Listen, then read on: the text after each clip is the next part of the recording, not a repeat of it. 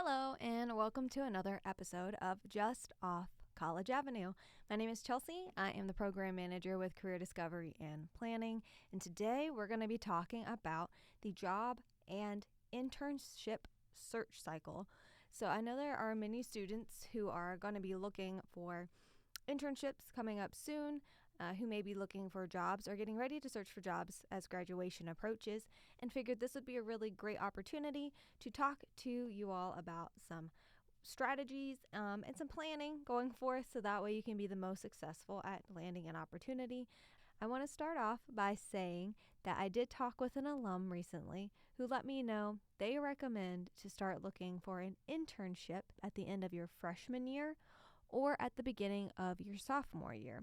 While that may sound bizarre, I also recommend looking at least 1 year before when you want to have your internship for opportunities. This is because some companies, especially large ones, start their recruitment process early. They have to filter through hundreds of applicants. They have to look at resumes, set up interviews, give offers, rescind offers, and if someone takes an offer, then declines, they have to go searching to fill that position again. So it does take them time, especially with larger companies, to get to a point where they have their cohort ready. So definitely keep that in mind.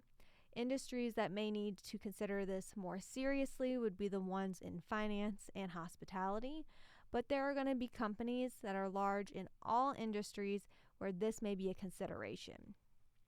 For everyone else, I would say looking for a job or an internship, at least look 4 to 6 months early. Don't put it off any more than that. And it's all for the same reasons I've already mentioned.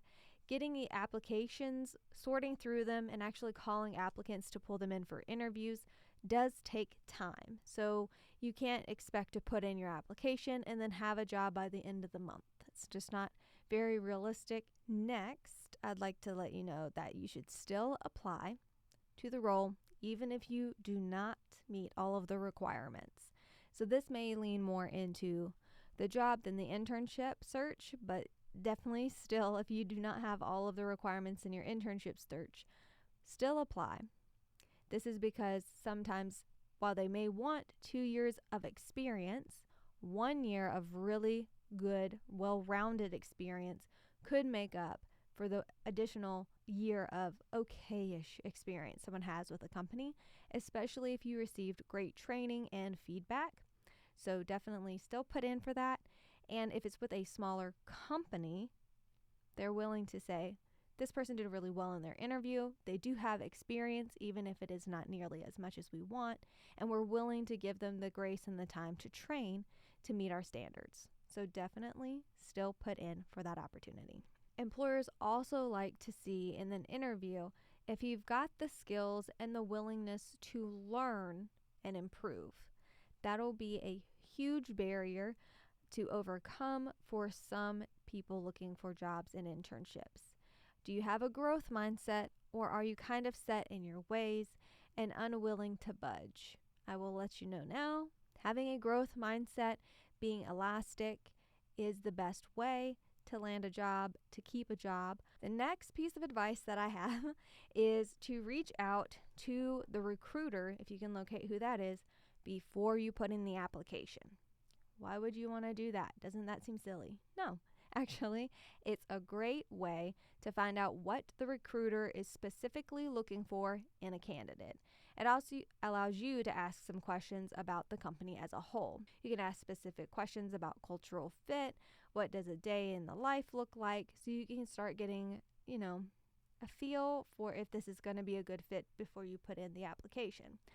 This also will give you some one-on-one time with the recruiter. Then they'll recognize your name, they'll know that they've talked to you, and they'll know whether or not they want to proceed.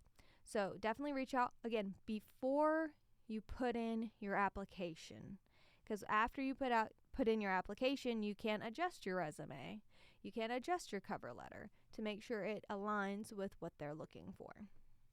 If you are still in the early parts of your search and you're just not sure where you want to land within your major, what industry specific you want to go into, Next, I just want you to know you should lean into your personal network to find opportunities.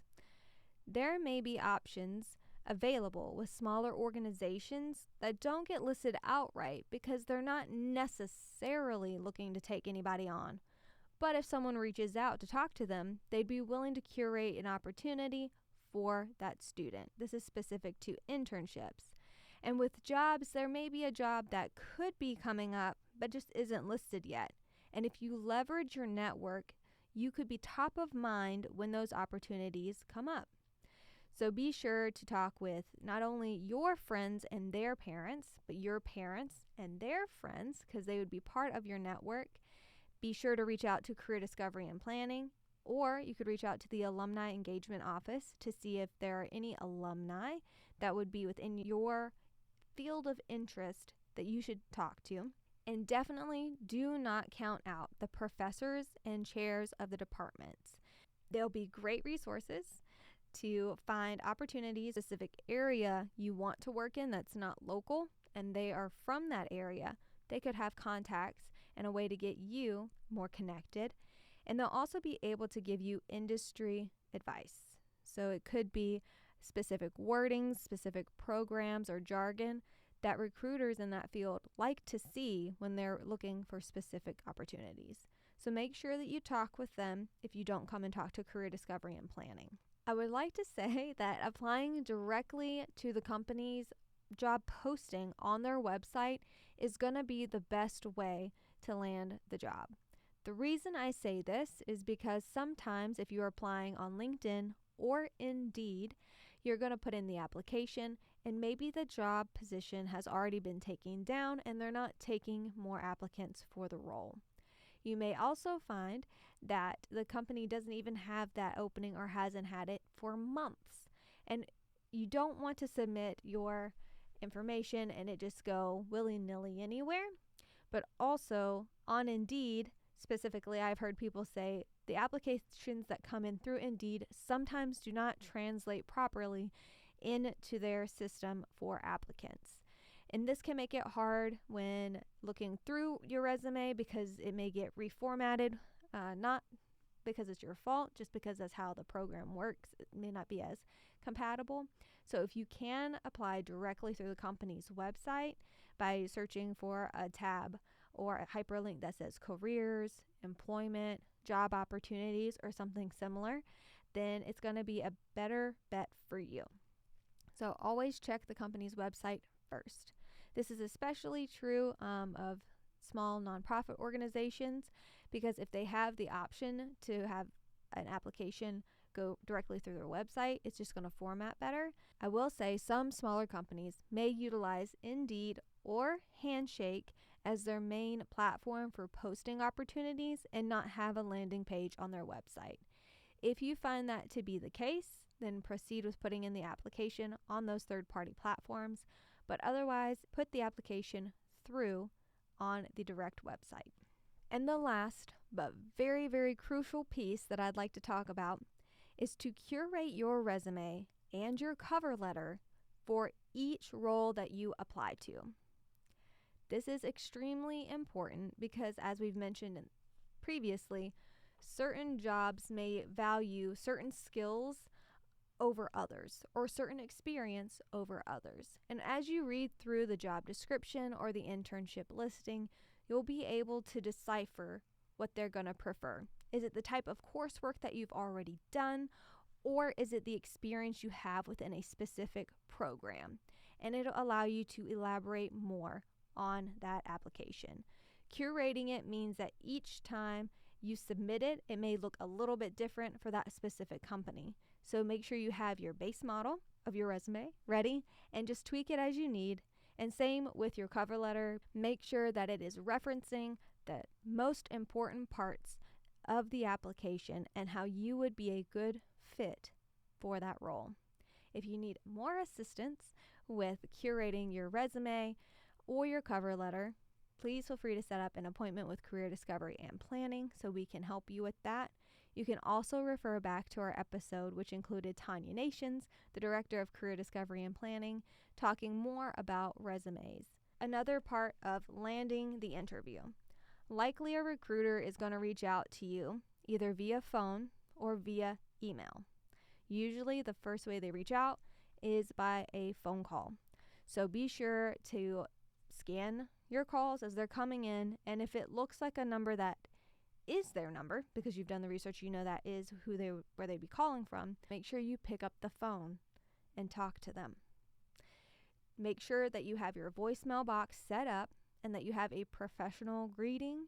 And it doesn't have to be extensive, just, "Hi, my name is Chelsea. Sorry I missed you. Please leave a message and I'll get back to you as soon as possible." It could be as simple as that, just so that they can leave you a voicemail and you can get back in contact. And make sure whatever email address that you are adding to your resume is a professional one. And when they call, don't hesitate to say, "Give me one moment and let me check my calendar," if they're offering you a specific time and date for your interview. You want to make sure you're not in class, you don't have prior obligations, and they will actually be able to show up to the interview at that time. Is it okay to reschedule an interview? Of course. But if you can get it right the first time, it's going to make a much stronger impression on that employer. So that is what I have for you today on doing the search and getting into landing the interview. If you need more guidance, you have more questions, please feel free to reach out to us. And we can also refer you to some guides if you don't want to have an in-person meeting. Thank you so much for tuning in to another episode of Just Off College Avenue. Again, I'm Chelsea, and I'll look forward to seeing you all next time. See ya.